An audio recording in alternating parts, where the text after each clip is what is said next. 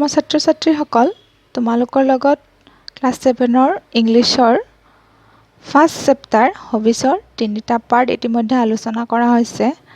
আজি আমি হবিছৰ লাষ্ট পাৰ্টটিৰ বিষয়ে পঢ়িম। আমি ইতিমধ্যে নিতা, ৰুনা, ইৰফান, শ্যাম ইহঁতৰ হবিৰ বিষয়ে গম পালোঁ। আজি আমি বিৰলাঙৰ হবিৰ বিষয়ে জানিব পাৰিম। চাই যাবা। My hobby is collecting stamps. মোৰ হবি কি হৈছে ডাক টিকট সংগ্ৰহ কৰা। The collecting and study of stamps is called philately. ডাক টিকট সংগ্ৰহ আৰু অধ্যয়নক কি কোৱা হয়? ফিলাটেলী বুলি কোৱা হয়। এইটো মষ্ট ইম্পৰ্টেণ্ট লিখি ৰাখিবা। কি কয়? ডাক টিকট সংগ্ৰহ আৰু অধ্যয়নক কি বুলি কোৱা হয়? ফিলাটেলী বুলি কোৱা হয়। I started collecting stamps when I was in class 1. মই যেতিয়া ক্লাছ 1ত আছিলোঁ তেতিয়াৰ পৰা ডাক টিকট সংগ্ৰহ কৰা আৰম্ভ কৰিছিলোঁ। My uncle who stayed in the United States used to write letters to us.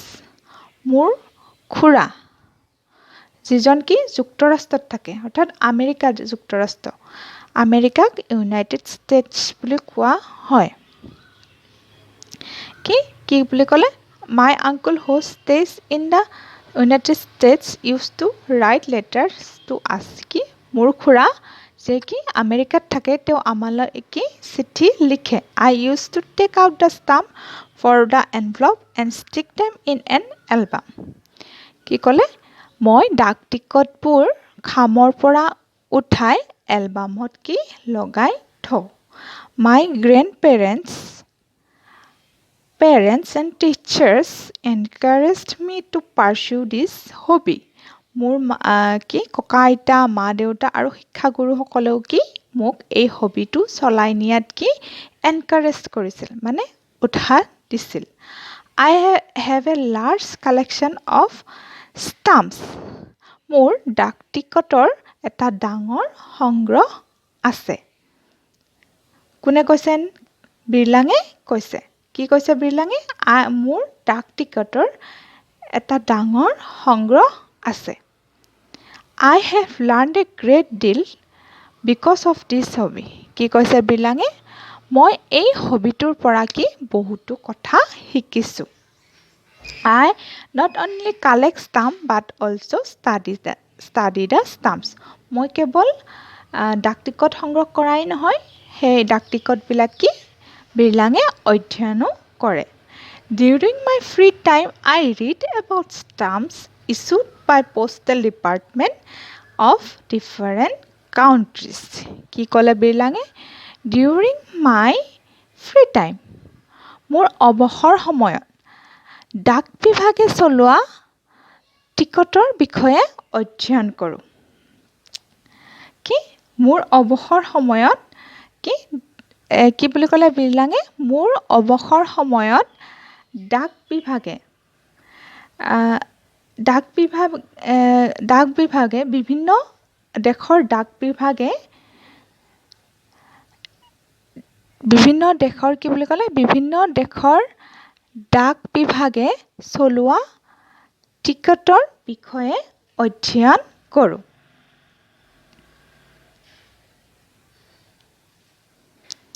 Nowadays, with the advancement of technology, communication system has changed. কি বুলি ক'লে? আজিকালি টেকন'লজি মানে প্ৰযুক্তিবিদ্যাৰ এডভান্সমেণ্ট, প্ৰযুক্তিবিদ্যাৰ অগ্ৰগতিৰ লগে লগে যোগাযোগ ব্যৱস্থা সলনি হৈছে। People mostly communicate through email, SMS, MMS, etc. which are faster. মানুহে এতিয়া আজিকালি কি কৰে? ইমেইল, SMS, MMSৰ দ্বাৰা যোগাযোগ সাধন কৰে, এইবিলাক ফাষ্টাৰ মানে দ্ৰুত। But the old postal system is still popular. কিন্তু পুৰণি পোষ্টেল চিষ্টেম, পুৰণি ডাক ব্যৱস্থাটো এতিয়াও জনপ্ৰিয়। কি কৈছে বিৰলাঙে? আজিকালি যদিও প্ৰযুক্তিবিদ্যাৰ বিকাশ হৈছে, অগ্ৰগতি হৈছে আমি কিহৰ দ্বাৰা যোগাযোগ কৰোঁ SMS MMS ইমেইল এইবিলাকৰ দ্বাৰা যোগাযোগ কৰোঁ কাৰণ এইবিলাক কি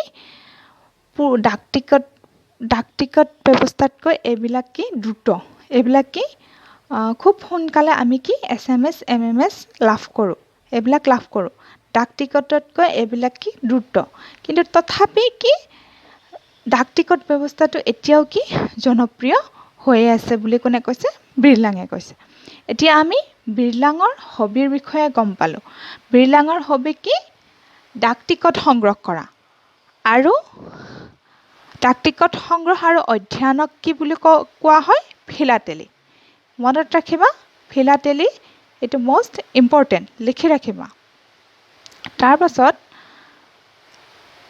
hobbies are those activities that are entertaining and relaxing কি কৈছে হবি হৈছে সেইবিলাক কাৰ্য যিবিলাকে আমাক কি যিবিলাক আৰামদায়ক আৰু কি আমোদজনক they are pursued during leisure time for pleasure or relaxation কি হবিবিলাক কিহৰ কেতিয়া চলাই যোৱা হয় leisure time বিশ্ৰামৰ সময়ত মানে বিশ্ৰাম আৰামৰ আজৰি সময়ত কি হবিবিলাক কি কৰা হয় আমি হবিবিলাক কি কৰোঁ চলাই নিওঁ ফৰ প্লিজাৰ কিহৰ কাৰণে আনন্দৰ বা শান্তিৰ কাৰণে অৰ ৰিলেক্সেশ্যন আৰামৰ কাৰণে they can be educative to মানে সেইবিলাক কি শিক্ষামূলকো হ'ব পাৰে hobbies help us to use our free time ফ্ৰুটফুলি